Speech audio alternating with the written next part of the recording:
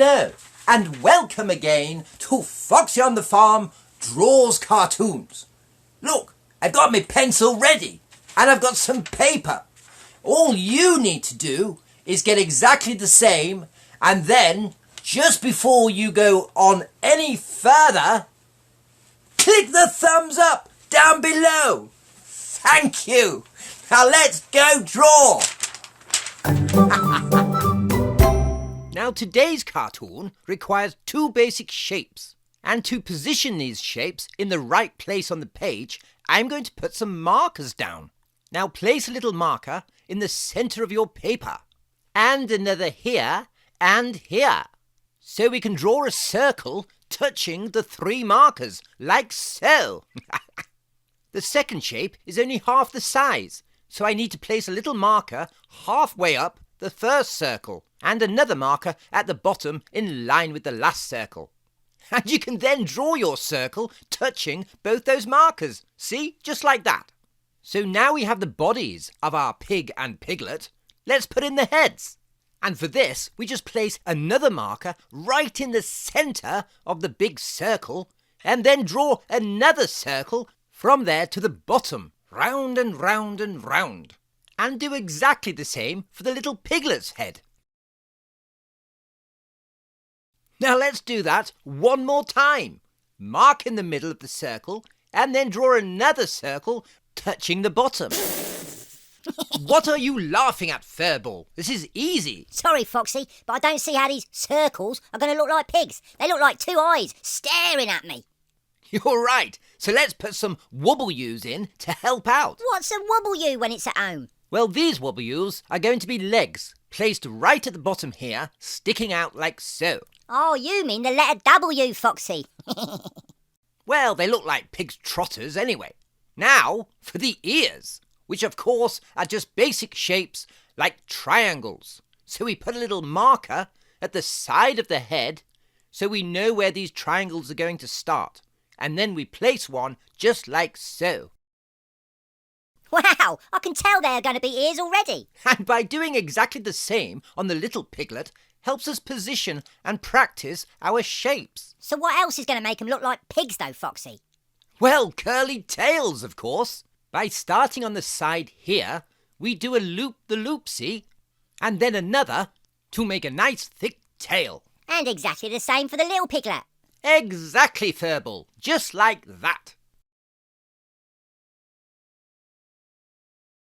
So if you at home have got exactly the same basic shapes, we're ready to put some details on there. And turn them into real cartoons. Exactly, Furball. So let's start with the eyes. We're going to require a little marker right in the middle of the head here so we can get the eyes positioned, which of course are just two basic shapes.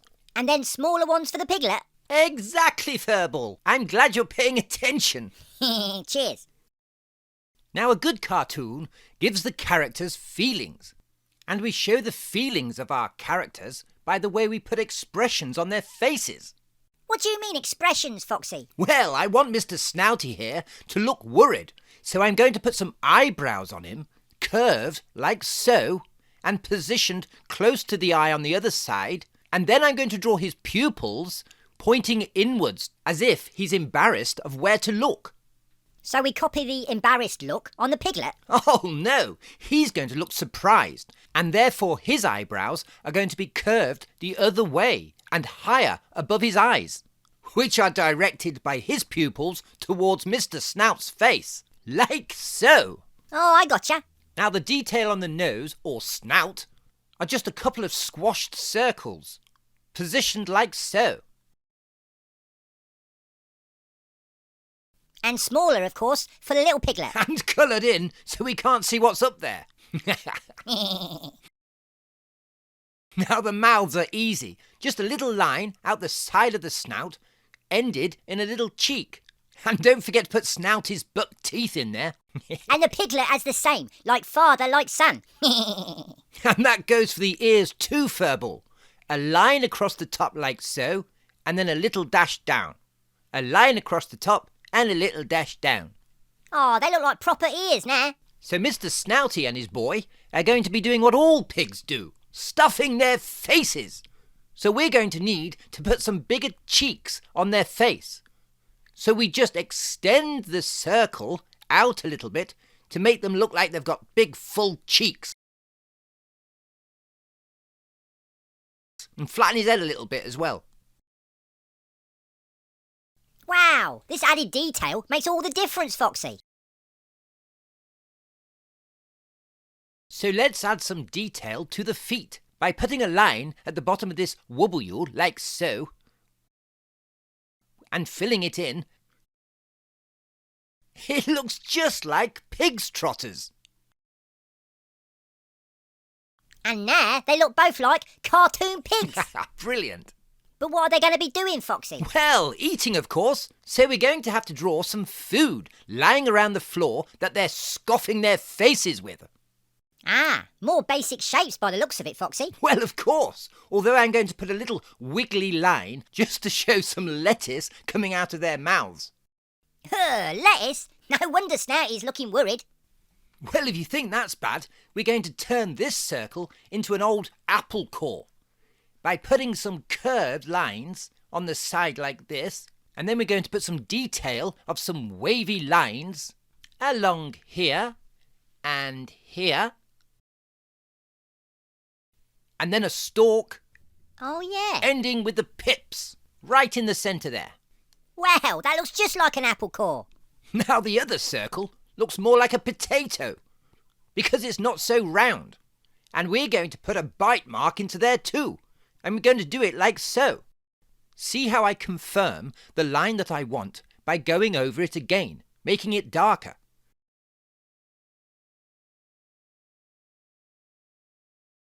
And this allows me to then get my eraser and rub out the lines that I don't want anymore.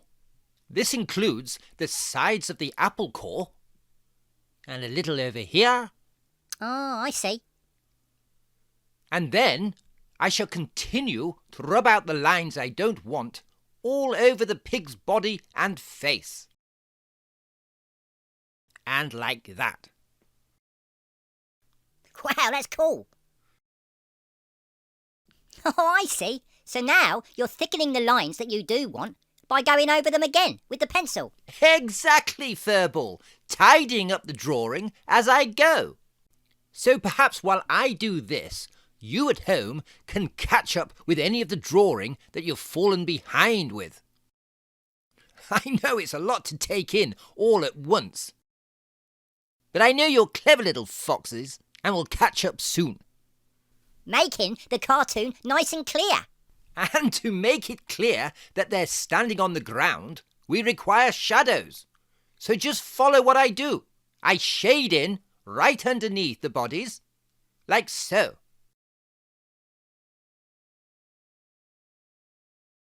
Oh, I see.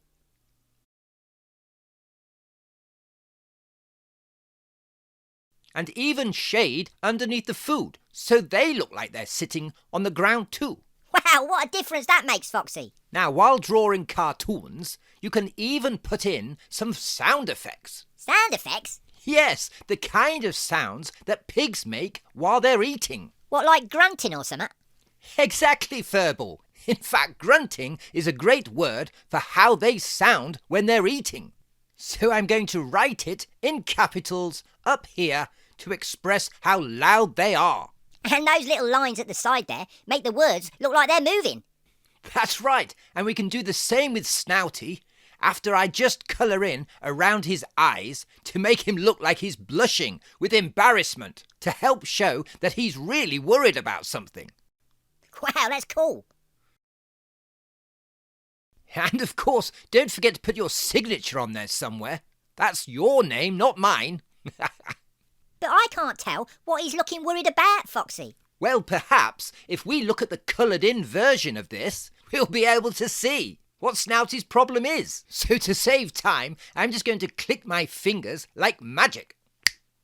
And there we have it. Snouty looking embarrassed because he's done a pop while he's stuffing his face on rotten food. Wow, I can see the green smell coming out the top of his bottom. No wonder the little piglet looks surprised. Oh my days, Foxy, that's hilarious. I'm glad you liked it, Furball, and I hope you liked it at home as well. If so, tick the liked thumbs up and subscribe and all the rest, and I shall see you on the next Foxy Draws Cartoons. Goodbye. Oh yeah, and goodbye from me too. Happy drawing.